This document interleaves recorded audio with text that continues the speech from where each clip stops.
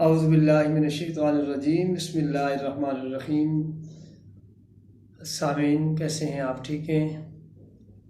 بحمد اللہ تعالی آج رمضان المبارک کی چھٹی تراویح پڑھنے کی سعادت نصیب ہوئی ہے اور سورہ الانعام مکمل تلاوت کرنے کی سعادت نصیب ہوئی۔ اسی کے متعلقہ آج آپ سے مضامین جو ہے وہ شیئر کر رہا ہوں۔ تو سورہ پاک کی ابتدا میں ہی اللہ تعالیٰ کی وحدانیت پر بڑے خوبصورت دلائل دیے گئے اور اس کے بعد پھر اللہ کے خالق ہونے پر کہ وہ خالق کل ہے، مالک کل ہے، رازق کل ہے، انتہائی خوبصورت انداز میں دلائل پیش کیے گئے۔ اور اس کے بعد پھر حشر و قیامت کے احوال،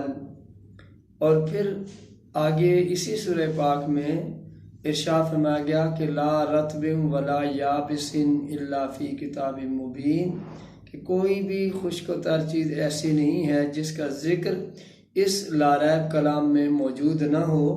اور ایک اور آیہ مقدسہ سورہ نساء کے اندر اللہ کریم نے اپنے پیارے حبیب کریم صلی اللہ علیہ وسلم کی شان کچھ اس انداز میں بیان فرمایا وَعَلَّمَكَ مَا لَمْ تَكُنْ تَعْلَمْ وَكَانَ فَضْلُ اللَّهِ عَلَيْكَ عَظِيمًا،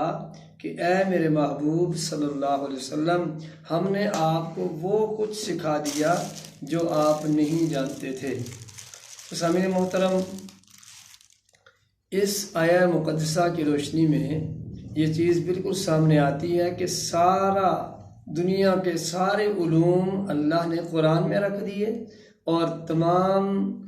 علوم کو قرآن میں رکھ کر، قرآن کو اپنے محبوب کے سینے میں رکھ کر دنیا کو یہ بتا دیا کہ جتنے علوم قرآن میں ہیں وہ سب کے سب میرے محبوب کے سینے میں موجود ہیں۔ تو سامعین محترم، پھر اسی طرح آگے چل کر اللہ کریم نے حضرت ابراہیم علیہ السلام کی وہ جو امتحان کی گھڑی تھی کہ پہلے ستارہ دکھایا گیا، پھر جو ہے وہ چاند دکھایا گیا، پھر جو ہے وہ سورج دکھایا گیا جو ان دونوں سے بڑا تھا، لیکن آپ نے آخر میں یہی بات کی کہ انی وجہت وجہی للذی فطر السماوات والارض حنیفا وما انا من المشرکین۔ تو سامعین، فقہاء نے یہ بھی کہا کہ جو بندہ اردو میں نماز کی نیت نہ کر سکتا ہو، وہ یہ آیت کریمہ پڑھ لے تو اس کی نماز کی نیت ہو جاتی ہے۔ پھر اسی طرح چل کر آگے اسی پارہ کے اندر اللہ تعالیٰ نے فرمایا کہ کون ہے ان اللہ فالق الحب والنوا، جو گٹھلی اور دانے کو نکالنے والا اور کائنات میں رنگ بھرنے والا وہ کون ہے؟ وہ اللہ کی ذات ہے۔ وہ خالق کل شیء، وہ ہر چیز کا پیدا کرنے والا ہے۔ اور شرک کا بطلان اس آیت میں پیش کیا گیا کہ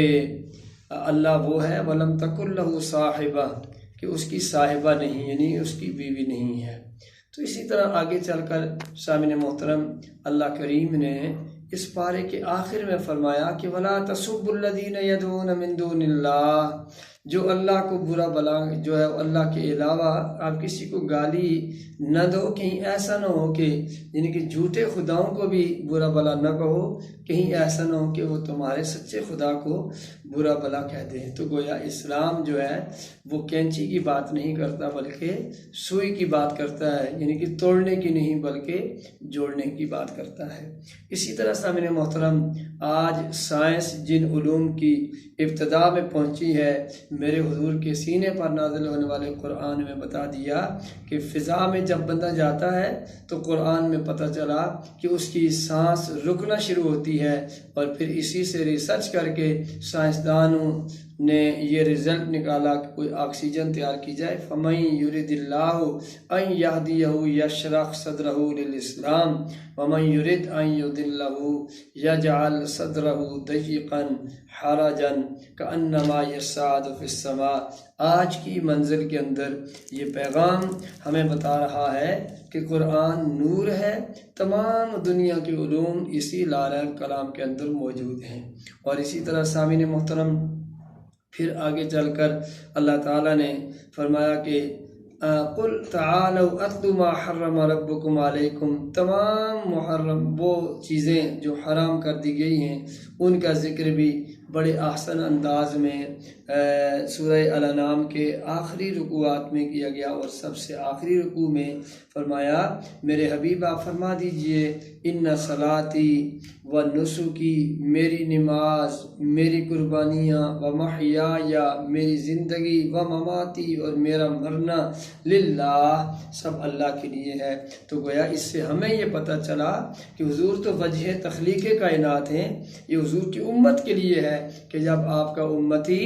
یہ کہہ دیتا ہے کہ اے اللہ ان صلاتی و نسکی، میری نماز، میری قربانیاں، میری زندگی، میری موت سب تیرے لیے ہے، پھر اللہ بھی فرماتا ہے کہ اے بندے جب تو نے سب کچھ میرے اوپر ڈال دیا ہے تو پھر دیکھ ہم کس طرح تیری مدد کو پہنچتے ہیں۔ اللہ تعالیٰ کی بارگاہ میں دعا کرتے ہیں وہ خلاق دو عالم، وہ مالک کل، ہمارے سینوں کو، پوری دنیا کو قرآن کے نور سے روشن و منور فرمائے، اس دنیا میں قرآن سے ایک تعلق قائم کر لیں